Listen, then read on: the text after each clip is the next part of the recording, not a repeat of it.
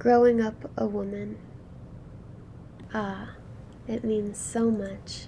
It is crucial to be a woman. We make the world go round, we birth, nurture, raise our sons and our daughters. We're very vital to humanity, but so often we're belittled and abused and spoken over. The world is a cruel place to grow as a girl, but it makes us as strong as we need to be. When I was a little girl, I was always shy and observant. The inner dialogue between me and myself was more than enough. I had huge eyes, always looking around and watching people. People are such peculiar creatures, I couldn't help but stare. I grew up this way, and I think more people should have too.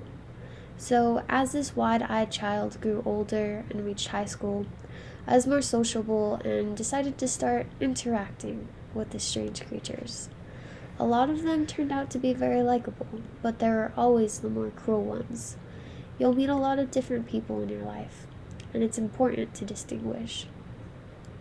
So, as this 16-year-old sophomore in high school, I was quite naive for a private school kid.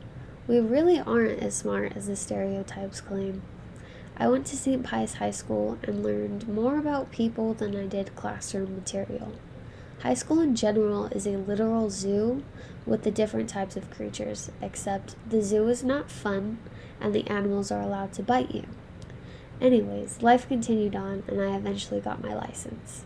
The world has not been safe ever since, and although I thought I was very cautious and my eyes may have been very big, they were rarely on the road. So, one day I left the school after the dismissal bell rang, and I needed to stop at the store to get something for a project. The nearest Walmart happened to be off Coors and I-40, and if you're from Albuquerque, you know this Walmart is sketchy. So the silly 16-year-old I was parked way in the back of the parking lot. In my head, genius. I was a genius. I didn't want to park around any of the other cars because, one, I just got my license, and two, I'm a terrible driver. So my car is safe and sound at the back of the lot, and I go in, get whatever I needed, I return to my mile mission, and get back to my car. I step inside and I fix my hair and I check my phone and I pick my playlist, and I'm sitting there for a hot minute. All of a sudden, a big white truck parks right next to my passenger side door. Mind you, I'm literally in the back of the parking lot, and there's a million other places to park. So reasonably, I get the worst feeling, and my stomach is turned upside down. I swear I heard a voice louder than the one that is in my head, politely telling me, "Lock your doors right now." So I listen to that voice, and I lock my doors, and as I do this, a huge Latino man steps out of the truck. He was nicely dressed with a groomed beard and straight back ponytail. And he bends down and he locks eyes with me, and then he gives two firm tugs on the handle door.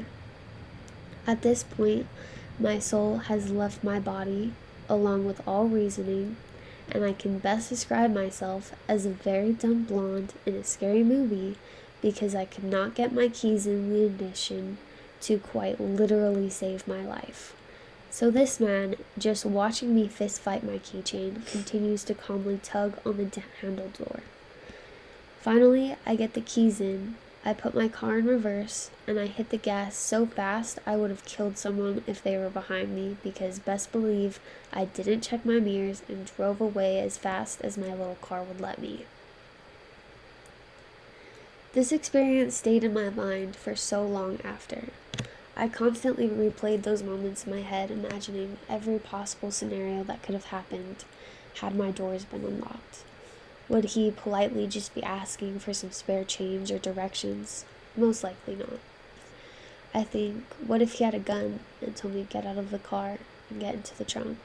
Or what if he just dragged me out? There was really no one around to see. I quickly realized that I could have been kidnapped that day, and no one ever would have seen me again. This was a lot to process at 16, but really at any age. It doesn't matter how old you are. It matters that you're a girl, and you're alone, and you're vulnerable. This world is not a dangerous place. It's the creatures that inhabit it that are dangerous. I strongly believe that you meet each and every person for a reason, and although I didn't catch his name, I know I met that man for a reason. I'm honestly lucky to have met one of the most dangerous creatures on earth, the one who roams freely, but needs to be in a cage the most. I say that I'm lucky to have met him because I was able to get away. He taught me that my wide eyes are not enough, and he opened them up even more.